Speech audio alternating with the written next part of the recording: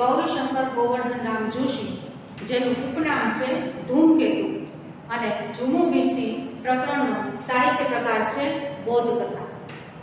સૌથી પહેલા લેખક પરિચય જોશું.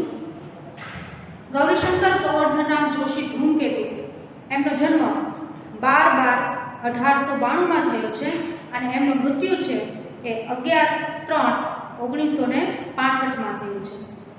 ધૂમકેતુ વિશે જો ટૂંકમાં માહિતી જોઈએ તો ધૂમકેતુ છે એનો જન્મ છે એ સૌરાષ્ટ્રના ગોંડલના વીરપુરમાં થયો હતો.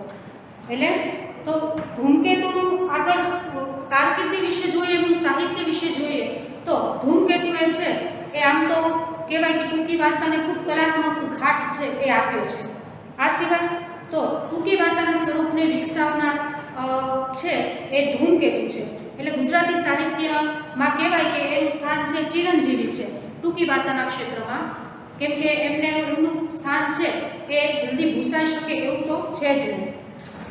આ સાથે એમની ટૂંકી વાર્તાનો સંગ્રહ ખૂબ પ્રચલિત છે, જે છે તણખા મંડળ. તણખા મંડળ એમનો પ્રસિદ્ધ લેખ છે. અને આ સાથે ટૂંકી વાર્તા, માત્ર ટૂંકી વાર્તા જ નહીં પણ નવલકથા, પ્રવાસ વર્ણનો અને આત્મકથા જેવા પણ સાહિત્ય સ્વરૂપો એમની પાસેથી મળે છે. તો અહીંયા સરસ મજાનો એક બોધ આપતી ઝુમુ અને બિસ્તી નામની આ કથા છે એની વાત આપણે કરીશું. સૌ પહેલાં તો જોઈએ કે ઝુમુ બિસ્તીમાં વાત શેની કરવામાં આવી છે. તો અહીંયા એક મિત્રતાની વાત કરવામાં આવી છે. મિત્ર એટલે તો કે મિત્ર હોય અને મિત્ર એકબીજાને મદદ કરે એ બધું જ હોય, પણ અહીંયા ખાસ જોઈએ તો ઝુમુ અને વેણુ આ બંને છે એની મિત્રતાની વાત છે. ઝુમુ એક વ્યક્તિ છે, વેણુ છે એ એક પાડો છે. તો એક પ્રાણી અને એની સામે એક વ્યક્તિ, આની મિત્રતા કેવી છે, અંતમાં એ બંને એકબીજાને બચાવવા માટે કેવા કેવા પ્રયત્નો કરે છે એની વાતનું નિરૂપણ છે એ અહીંયા ખૂબ સરસ રીતે કર્યું છે. તો અહીંયા આપણે આ બૌદ્ધ કથા વિશે આગળ વાત કરીશું. આણંદપુરના એક ખૂણામાં ઝૂંપડા જેવા માત્ર 3 મકાનો પોતાના દેખાવથી આવતા જતાનું લક્ષ્ય ખેંચી રહેતા. હવે આણંદપુર નામનું એક ગામ છે. આ ગામમાં ના ખૂણામાં એટલે ગામના છેવાડે એક ઝૂંપડા જેવા 3 મકાનો છે.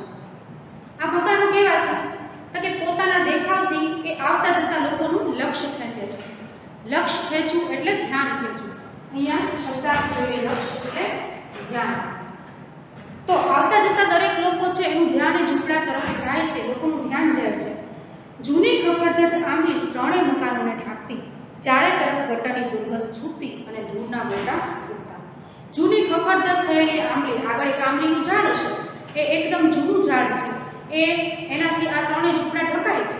તો આ આંબલી છે એ 3 મકાનોને ઢાંકે છે અને ચારે તરફ ગટરની દુર્ગંધ છે એ પ્રસરી રહી છે. એની દુર્ગંધ એટલે જોઈએ અહીંયા તો ખરાબ વાસ. દુર્ગંધ છે ચારે તરફ ફેલાયેલી છે, ધૂળના ગોટા પણ ઉડે છે. ઝુમો જે જગ્યાએ રહે છે એ જગ્યાનું વાતાવરણ અહીંયા મૂક્યું છે. પતરાના, પાટિયાના અને ગુણિયાના અનેક રગી થીગડા મારેલી ખડકી ખુલી રહી. ખડકી એટલે આગળનો દરવાજો. હવે આ જે આગળનો દરવાજો છે એ કેવો છે તો કે પતરાનો વસ્તુ, પછી પાટિયાનું કે પછી કોઈ પણ કપડાં હોય એ બધાનું ભેગું કરી અને થીગડા મારેલી ખડકી છે એ ખુલ્લી રહેતી. અંદર એક ફાટે તૂટેલ સાગરી પર ઝુમો બિસ્તી પોતાનો હોકો બગડાવતો બેઠો હોય. હવે એ જે ઝૂંપડું છે એની અંદર ફાટે તૂટેલ એક સાગરી છે, એની અંદર ઝુમો બિસ્તી છે એ પોતાનો હોકો બગડાવતો બેઠો હોય. હવે ઝુમો એ અહીંયા એક પાત્રનું નામ છે અને એ પછીનો શબ્દ અહીંયા છે બિસ્તી.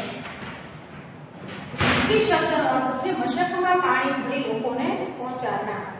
એટલે ઝુમો છે એનું કામ એ છે કે મશક છે.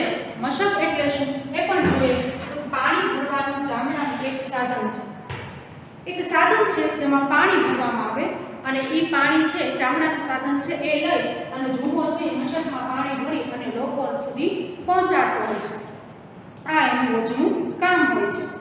ઝુમાએ સોનાના વાસણથી માંડીને ઠીકરાની ફૂટેલી હાંડલી સુધી બધા તડકા છાયડા જોયા હતા.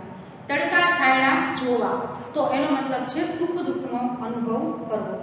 ઝુમાએ સોનાના વાસણથી માંડીને ઠીકરાની ફૂટેલી હાંડલી. હવે હાંડલી એટલે અહીંયા છે માટીનું પાત્ર. પહેલા તેની પાસે પરિસ્થિતિ એટલી સારી હતી કે એની પાસે સોના રૂપાના વાસણ હતા. અત્યારે પરિસ્થિતિ એવી છે કે એની પાસે માત્ર તૂટલી ફૂટલી હાંડલી જોવા મળે છે. એટલે તો કે બધા તડકા છાયડા એને જીવનમાં જોયો. તડકા છાયડા જોવા એટલે જીવનમાં દરેક પ્રકારના સુખ અને દુઃખ બધું જ જોવું. જન્મ ત્યારે શ્રીમંત મા બાપને ત્યાં એક હાથમાંથી બીજા હાથમાં ફર્યા કરતો. હજી એને સાંભળતું હશે કે પોતે 10 વર્ષનો થયો ત્યારે હાથી પર બેસી પરણવા નીકળ્યો. એ વખતે તેને શોખ ખાતર એક પાડો પાડેલો. હવે અહીંયા જૂનો છે એ આમ જોઈએ તો શ્રીમંત મા બાપને ત્યાં જન્મ હતો. શ્રીમંત એટલે પૈસાદાર. એના માતા પિતા છે ખૂબ પૈસાદાર હતા અને ત્યારે એની પરિસ્થિતિ કેવી હતી તો કે એક હાથમાંથી બીજા હાથમાં ફરે. પૈસાવાળા મા બાપનો દીકરો છે એટલે એને આ બધું જ માન સન્માન છે મળતું હતું. હજી એને યાદ હશે, સાંભળવું એટલે યાદ કરવું. હજી એને યાદ હશે કે જ્યારે 10 વર્ષનો હતો ત્યારે પાડા પર બેસી અને પરણવા માટે નીકળે છે. એ વખતે તેણે શોખ ખાતર પાડો પાડેલો. ત્યારે એને શોખ હતો, એને ઈચ્છા હતી, એ માટે એણે એક પાડો છે એ પાડો પાડેલો હતો. આજે અનેક રંગો જોયા પછી પણ બંને જણા વેણુ અને જૂનો સાથે રહેતા હતા. વેણુ નામ વિચિત્ર હતું પણ જ્યારે પૈસાની છોડ આંગળે રેલાતી ત્યારે જુમાને અનેક મિત્રો હતા. હવે વેણુ અને જુમો બે સાથે રહે છે. જીવનના ઘણા રંગો જોયા, સુખય જોયું, દુઃખય જોયું. પેલા પૈસાદાર હતો, અત્યારે ગરીબ છે, બધી જ પરિસ્થિતિ જોઈ. પણ એ સમયે શું હતું તો કે વેણુ અને જુમો સાથે અત્યારે હાલમાં રહેતા. હવે નામ વેણુ છે બહુ વિચિત્ર છે પણ જ્યારે પૈસાની છોડ આંગળે રહેતી, છોડ એટલે પૈસાની છોડ એટલે આમ કહીએ તો પૈસાની રેલમ છે.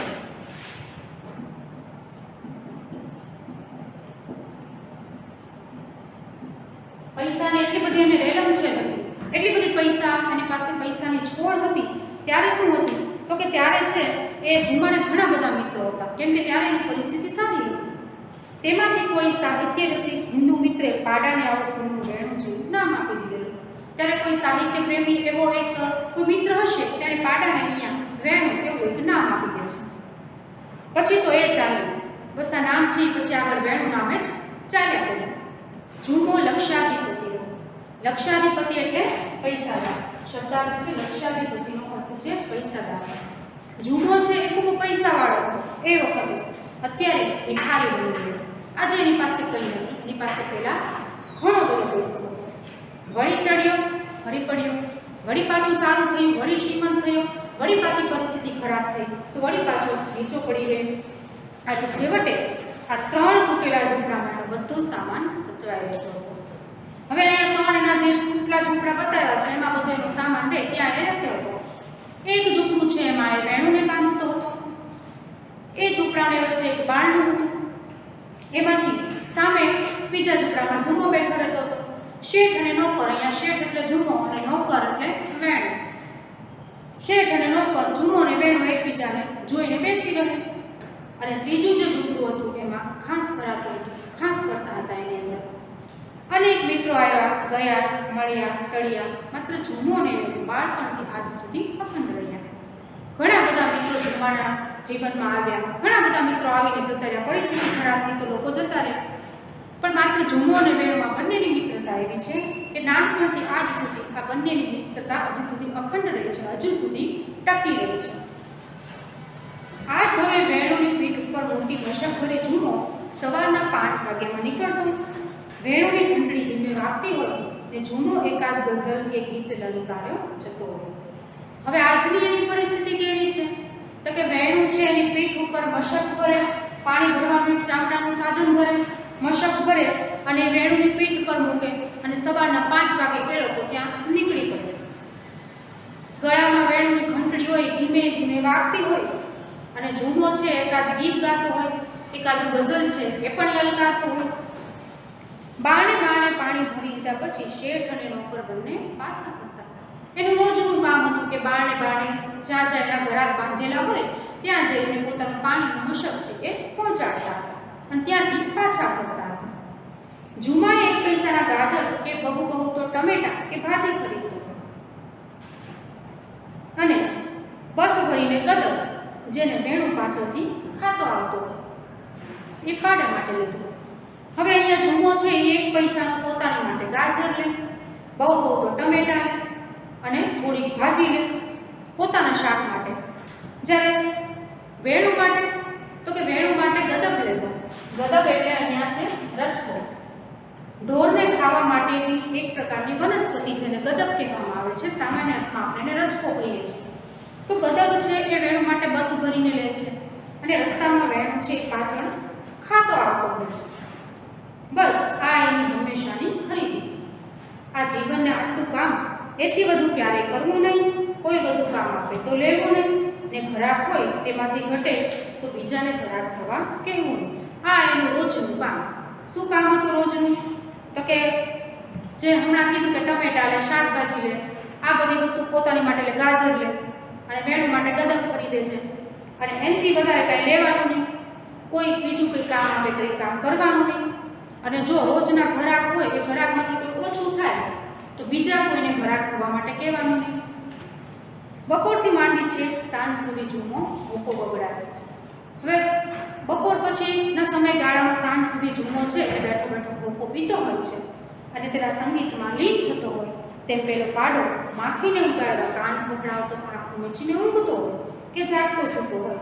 શેઠને નોકર બપોરથી સાંજ સુધી સામ સામે એકબીજાને નિહાળ્યા કરતા. હવે અહીંયા જુમો સાંજ સુધી હોકો બગડાવે છે. એના સંગીતના માં જાણે વેણુ છે લીન થયો હોય એવી રીતે માત્ર માખી છે એને ઉડાડવા માટે કાન પકડાવતો હોય, કાં તો આંખ મીચીને ઊંઘતો હોય, કાં તો જાગતો સૂતો હોય. તો આ રીતે આ શેઠ અને નોકર, વેણુ અને જુમો બપોરથી સાંજ સુધી સામે સામે બંને એકબીજાને જોયા કરે છે. આવી રીતે એનો દિવસનો નિત્યક્રમ છે ને આ રીતે એનો દિવસ છે પસાર થાય છે.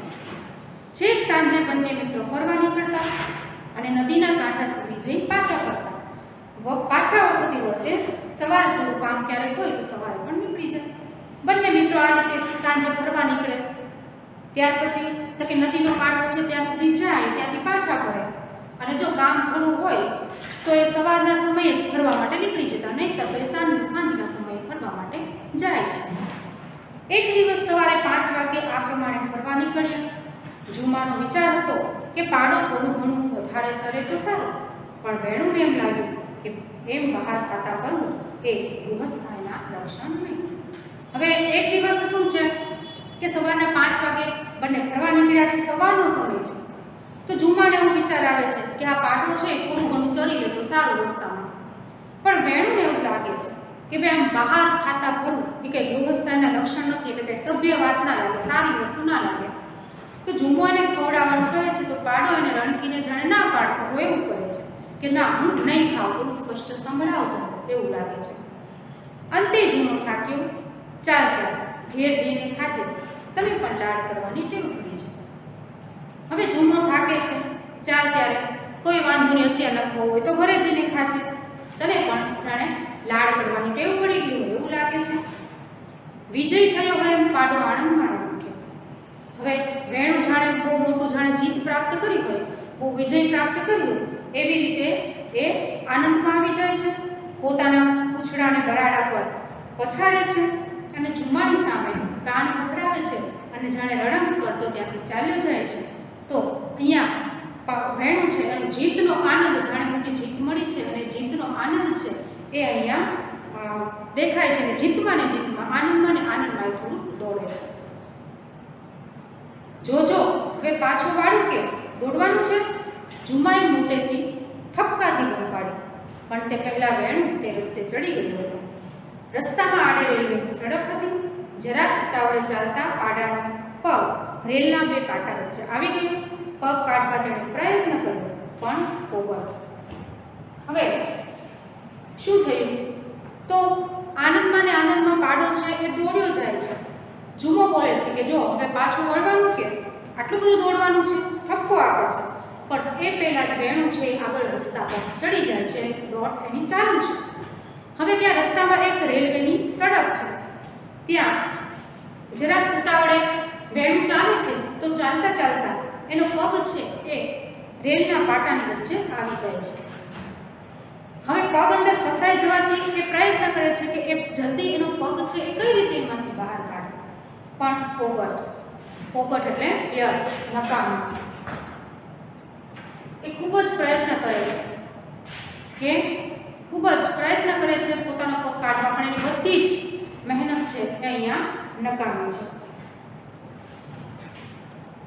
પગને કાઢવા ખૂબ જ પ્રયત્ન કર્યો પણ નકામ ધબધઈને નીચે બેસી ગયો. હવે જેમ જેમ એનો પગ છે એ કાઢવાનો પ્રયત્ન કરે છે એમ પગ છે એ વધારે ને વધારે ફસાતો જાય છે. બહુ પ્રયત્ન કરે છે કે પગ નીકળે. હવે નકામું જાય છે. મહેનત વધારે ને વધારે પગ છે એ ફસાતો જાય છે. જુમો પાછળ દોડ્યો, શ્વાસ ફેર દોડે છે એની પાછળ જ છે ને શ્વાસ એકદમ એક શ્વાસે દોડે છે ઝડપથી એના વેણુનો પગ બહાર કાઢવા માટે. તેણે આવીને પાડાનો પગ છે લઈ આમ તેમ ચડ્યો પણ બધું જ વ્યર્થ એટલે પણ નકામું.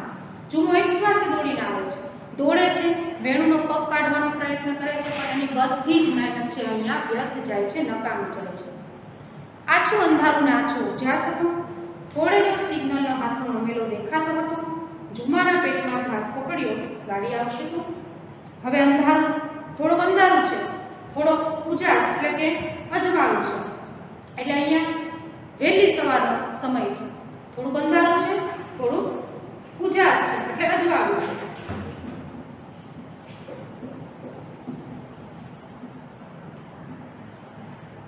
થોડુંક અંધારું છે, થોડુંક અજવાળું છે, આવો સમય છે.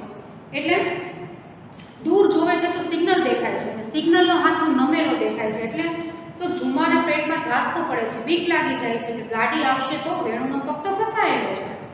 તે એકદમ રસ્તા તરફ દોડ્યો. સવારના વહેલા ફરવા નીકળેલા બે શોખીન જુવાનોને તેમણે આવતા જોયા. હવે એકદમ રસ્તા તરફ દોડીને જાય છે. કોઈ મળે તો એની મદદ કરે. તો અહીંયા છે સવારમાં વહેલા ફરવા નીકળેલા બે યુવાન લોકો છે એમને આવતા જોવે છે. તેમના એક એક હાથમાં નેતરની સોટી ઉછળતી હતી અને ખુશનુમાં હવા લેવા માથા પરની ટોપી ઉતારી અને બીજા હાથમાં લીધી હતી. ગાંડો દોડે એમ જુમો દોડ્યો. હવે આ બે વ્યક્તિનું વર્ણન છે. બે યુવાનો દેખાય છે. એ બેના હાથમાં એક હાથમાં નેતરની એક સોટી છે અને આ સોટીની સાથે સાથે જે માથામાં પહેરવાની ટોપી છે એ સવારના સમયની તાજી હવા લેવા માટે એ ટોપી ઉતારીને એને હાથમાં પકડેલી છે. અને એ બે વ્યક્તિને જોઈ એની મદદ મેળવવા માટે ગાંડાની જેમ જુમો છે એ એની તરફ દોડે છે. એ ભાઈ સાહેબ, આ વે મારો પાડો અબ ઘડી કપાઈ જશે, જુઓ પણ જુઓ પેલા પાટામાં સપડાયો છે. હવે કહે છે પેલા ભાઈને કહે છે કે મારો પાડો છે, મારો વેણું છે એ અબઘડી એટલે હમણાં જ કપાઈ જશે. જુઓ સામે પાટો છે ને પાટામાં એ સપડાઈ ગયો છે.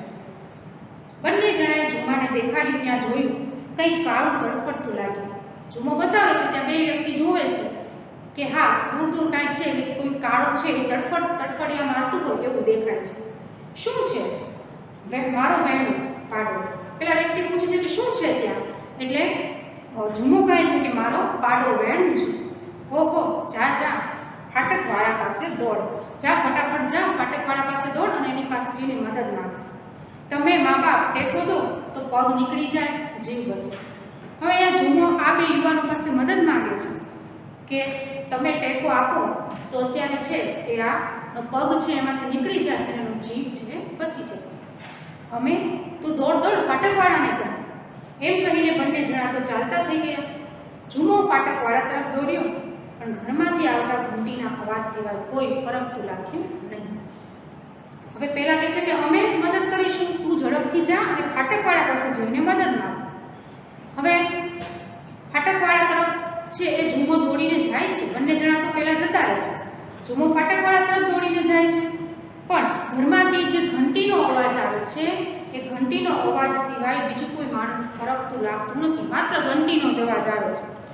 એટલામાં છે ગાડીની સિસોટી આવતી સંભળાય છે. એટલે ગાડી છે એનો આવવાનો સમય પણ થઈ ગયો છે. જુમાએ ચારે તરફ એક નિરાશ દ્રષ્ટિ ફેંકી. જુમો નિરાશાપૂર્વક જોવે છે. આજુબાજુ કોઈ મદદ મળે એમ નથી. શું કરે?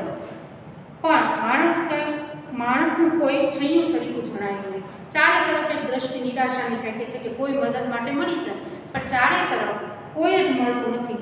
એક માણસનો છાંયો પણ દેખાતો નથી. ઝપાટાબંધ સિગ્નલના થાંભલા તરફે દોડો. ઝડપથી જાય છે. સિગ્નલનો થાંભલો છે ત્યાં પણ જાય છે. સાંકળ ખેંચે છે. ઘંટીના અવાજમાં તો સાથ સંભળાયું નહોતું. તેણે જોરથી બારણામાં પાટું માર્યું. અંદર એક ઘંટીનો અવાજ સંભળાય છે પણ ઘંટીના અવાજમાં જુમાનો અવાજ સંભળાય એમ હતો નહીં.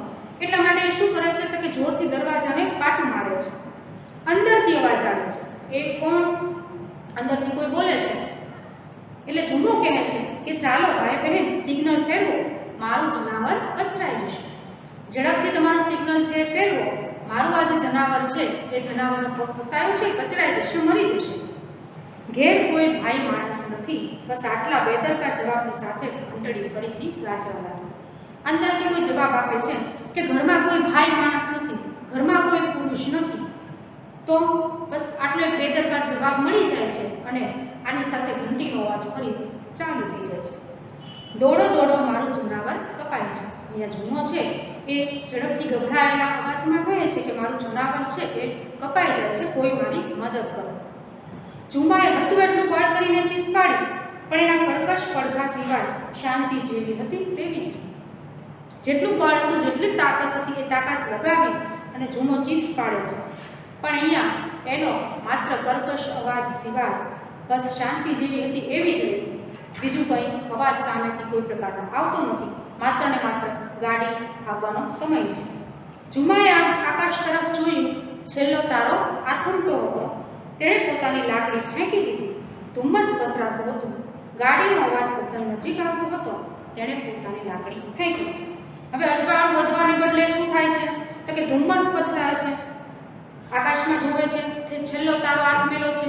ધીમે ધીમે ધીમે પ્રકાશ જેવું તો થાય છે, પણ અહીંયા ધુમ્મસનું વાતાવરણ થોડુંક વધારે જોવા મળે છે, એટલે અજવાળું છે એ બહુ દેખાતું નથી. ગાડીનો અવાજ છે એકદમ નજીક આવે છે અને આ સાથે ઝુમાના જે લાકડી છે એ લાકડીએ ફેંકી દે છે. યા પરવરદિગાર, એને મોટની બૂમ પાડી. પરવરદિગાર એટલે અહીંયા ઈશ્વર, અહીંયા એને ભગવાનને યાદ કરે છે કે હે ભગવાન, અને આ સાથે મોટેથી બૂમ પાડે છે. આટલું બોલીને ઝુમો એકદમ દોડ્યો. વ્યર્થ મહેનત પછી વેણુ થાકીને હાંફતો પડ્યો હતો. તેની ગોદમાં તે ભરાઈ બેઠો. વેણુએ તેને શાંત રીતે ખંજવાળ્યો. હવે ઝુમો આટલું બોલે છે પછી એ વેણુ તરફ દોડે છે. હવે બધી જ મહેનત છે અહીંયા નકામી છે ને કોઈ મદદ માટે મળતું નથી. એનાથી વેણુનો પગ છે એ ફસાયેલો નીકળતો નથી. એટલા માટે વ્યર્થ મહેનત પછી એ વેણુ પાસે જાય છે. જ્યાં વેણુ છે એ થાકી ગયો છે, એ પણ મહેનત કરીને થાકી ગયો છે બહાર નીકળવા માટે. તો એ પણ હાંફતો પડ્યો છે અને તેની ગોદમાં ઝુમો ભરાય અને બેસી જાય છે અને વેણુ એને શાંતિથી ખંજવાળ્યા કરે છે. દોસ્ત, ભાઈ, વેણુ, આપણે સાથે છીએ હો. અને એમ કહીને ઝુમો છે તેના પગ પાસે દોડ્યો. ઝુમો કહે છે કે વેણુ, ભાઈ, દોસ્ત, આપણે બંને સાથે જ છીએ. આ પરિસ્થિતિમાં તું એકલો નથી. આવું કહીને ઝુમો છે એના પગ તરફ દોડી જાય છે. દર પળે ટ્રેનના ધબકારા વધ્યા. સિસોટી પર સિસોટી થઈ. જોશબન ફરતા પૈડા સંભળાયા. ઝુમો વેણુને ભેટી પડ્યો, પણ જેવી ગાડી છેક પાસે આવે કે તરત જ પોતે બેભાન થાય તે પહેલાં વેણુએ માથું ઉચક્યું અને પોતાના શેરને બચાવવા એક સપાટે માથું મારીને તેને પાટાથી દૂર ફેંકી દીધું. હવે દરેક પળ એક એક ક્ષણ છે એ કેવી લાગે છે તો કે અહીંયા એક પ્રકારનો ડર છે. સાથે સાથે તો કે એક બાજુ છે એ ટ્રેનનો ધબકારો વધી રહ્યો છે, ટ્રેન આવી રહી છે. બીજી બાજુ ટ્રેનની સિસોટીઓનો અવાજ છે એ સંભળાઈ રહ્યો છે. ટ્રેન છે એનો પૈડાઓ જે જોશભેર ચાલી રહ્યા છે એ સંભળાઈ રહ્યા છે. આ પરિસ્થિતિમાં હવે ઝુમો છે એ પોતાના પાડા વેણુને ભેટી પડે છે અને જેવી આ જ પરિસ્થિતિ છે, ગાડી છે એ થોડીક નજીક આવે છે અને વેણુની પરિસ્થિતિ, વેણુની હાલત કેવી છે તો કે બેભાન થઈ જાય છે. પણ બેભાન થાય એ પહેલાં વેણુ છે એ પોતાનું માથું ઊંચક્યું છે અને પોતાના શેઠ ઝુમાને બચાવવા માટે એક ઝપાટે એ માથું મારી અને એને પાટાથી દૂર ફેંકી દે છે. ટ્રેન આવે છે, ઝુમો એની સાથે અહીંયા બેસી રહે છે. એ એના વેણુને મૂકીને જતો નથી, પણ અહીંયા વેણુ છે પોતાની મિત્રતાની ફરજ બજાવે છે અને નજીક આવતી ગાડી છે એમાં પોતે બેભાન થાય એ પહેલાં એ માથું ઉંચકી અને પોતાના શેઠને બચાવવા માટે એને માથું મારી અને પાટાથી દૂર ફેંકી દે છે, કેમ કે એનું મૃત્યુ પણ એની સાથે ના થાય એટલા માટે. વેણ ઉપર થઈને આખી ટ્રેન ચાલી ગઈ. તેના ધગધગતા લોહીના પ્રવાહથી ઝુમાનું કેડિયું પીંજાઈ ગયું. કેડિયું એટલે એક પ્રકારનું વસ્ત્ર છે. હવે વેણ ઉપર આખી ટ્રેન છે એ ચાલી ગઈ છે. પગ ફસાયો છે, પગ નીકળી શકતો નથી અને અહીંયા એના પર આખી ટ્રેન છે એ ચાલી ગઈ છે. હવે એના ધગધગતા લોહીના પ્રવાહથી ઝુમાનું કેડિયું, ઝુમાએ પહેરેલા વસ્ત્ર છે એ પણ એકદમ એના લોહીથી ભીના થઈ ગયા છે. તે કળ વળીને બેઠો થયો. દૂર એને ઝપાટાથી ફેંકી દીધો છે એટલે પોતાનું કળથી ધીમે ધીમે હવે બેઠો થાય છે. ત્યારે જોવે છે લોહીના ખાબોચામાં ઢંકાયેલા થોડા છૂટાછવાયા ભાગ સિવાય તેના પ્યારા મિત્ર વેણુનું કોઈ નામું નિશાન રહ્યું નથી. હવે જોવે છે, હજી કળ વળીને બેઠો થાય છે ત્યાં જોવે છે કે લોહીનું ખાબોચિયું છે અને ખાબોચિયામાં માત્ર ને માત્ર છૂટાછવાયા વેણુના શરીરના ભાગ છે અને એની સિવાય એના મિત્ર વેણુનું કોઈ નામ નિશાન નથી. અહીંયા વેણુ છે એ મૃત્યુ પામ્યું છે અને એના શરીરના જે અમુક ટુકડાઓ છે, શરીરના ભાગ સિવાય આ લોહીના ખાબોચિયામાં બીજું કશું જોવા મળતું નથી. પણ હજી હંમેશા જમ્મુ સવારમાં એકલો અશાંત એ રસ્તે ફૂલ લઈને આવતો દેખાય છે અને એક માનીતા પથ્થર પર ફૂલ મૂકીને વેણુ વેણુ વેણુ એમ 3 બૂમ પાડીને ચાલ્યો જાય છે. હજી પણ જુઓ, હવે એનો મિત્ર છે એ નથી રહ્યો. મિત્ર વેણુએ પણ એની ફરજ છે એ નિભાવી છે, એના મિત્રને એની સાથે મરવા નથી દીધું અને જ્યારે જુમ્મો છે એ પણ પોતાનો મિત્ર વેણુ સાથે મરવા માટે તૈયાર થઈ જાય છે. જ્યારે ટ્રેન નજીક આવે છે ત્યારે એ એનાથી દૂર જતો નથી, એને પકડીને એની પાસે બેસી રહે છે, એની ગોદમાં ભરાઈ રહે છે અને અત્યારે વેણુ છે એ એને દૂર હકેલી કાઢે છે અને પોતે મૃત્યુ પામે છે. એટલે હજી પણ સવારમાં જુમ્મો છે એ સવારમાં એકલો અશાંત બને એકલો આ રસ્તે ફૂલ લઈને આવતો રોજ દેખાય છે અને એનો જે માનીતું પથ્થર છે એ પથ્થર પર એ વેણુને યાદ કરી અને ત્યાં ફૂલ છે, ફૂલ મૂકે છે અને ફૂલ મૂકીને 3 વખત વેણુ વેણુ વેણુ એમ બોલી અને ત્યાંથી ચાલ્યો જાય છે. તો આ રીતે વેણુના જવાબ પછી પણ જુમ્મો એને દિવસભર એને હંમેશા માટે રોજબરોજ યાદ કરે છે. તો અહીંયા પણ બંને જ પાત્ર છે, જુમ્મો અને વેણુ, એક પશુ છે, એક વ્યક્તિ છે, છતાં પણ એની મિત્રતા બાળપણથી એટલી બધી ગાઢ છે કે એની મિત્રતા એવી જોવા મળે છે કે મરવા પણ સાથે તૈયાર જુમ્મો થઈ જાય છે. જ્યારે વેણુ છે એ પોતાની સાથે મરવા નથી દેતો, ત્યારે વેણુ પણ પોતાની મિત્રતા છે એ નિભાવે છે. તો અહીંયા આ જે બોધ કથા છે એ બોધ કથા અહીંયા પૂરી થાય છે.